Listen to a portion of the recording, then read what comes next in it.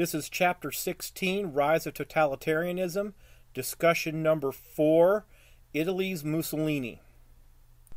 Italy was one of Europe's major powers that succumbed to the promise of authoritarian dictatorship that would help bring Italy out of the Great Depression.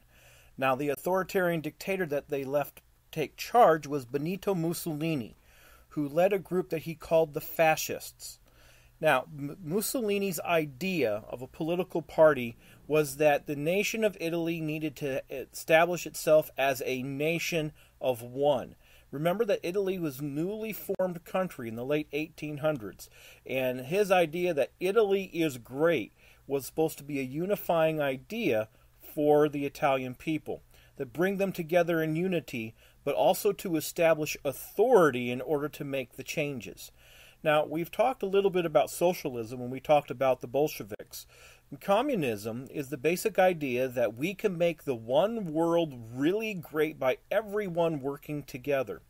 However, Benito Mussolini's National Socialism was the idea that socialism in our country is to make our country great instead of we're going to make the whole world one big happy family.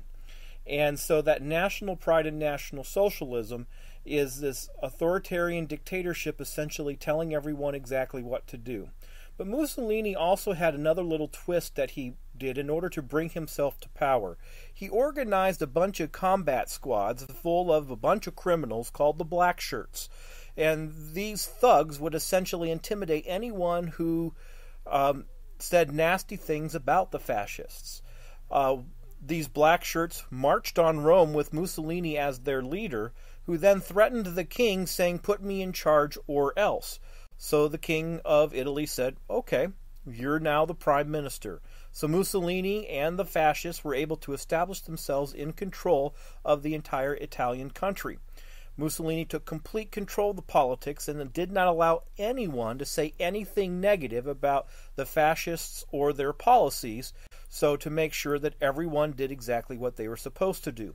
On top of that, the fascists had complete control over the industry of the nation, mainly because the owners were favored by the fascist party. They made sure that the people who supported the fascist party got the business. So business owners figured out to make sure that they did everything to keep the fascists happy, and then the fascists would keep them in business. A very cohesive relationship. On top of that, fascism also taught that individuals were not important. That the idea that their individual importance was necessary was to be suppressed in favor of the national state, because they promised that if everyone went toward the state instead of themselves, they would have political stability, they would have national pride, and they would be able to get out of this Great Depression. Fascists also advocated that they needed to become a militaristic society, because warfare was a noble struggle for survival, and the Italians had to survive. Also, Mussolini spent a lot of time starting to build up the military, primarily because, and again, this is a leftover from World War I.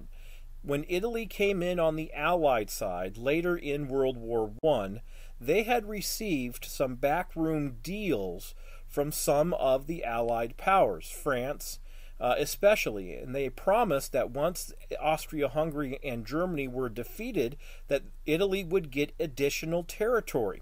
However, after the treaties were signed to end World War I, Italy got nothing, and so Italy felt like it did not get its due, and that they were going to have to take the land that was promised to them by war.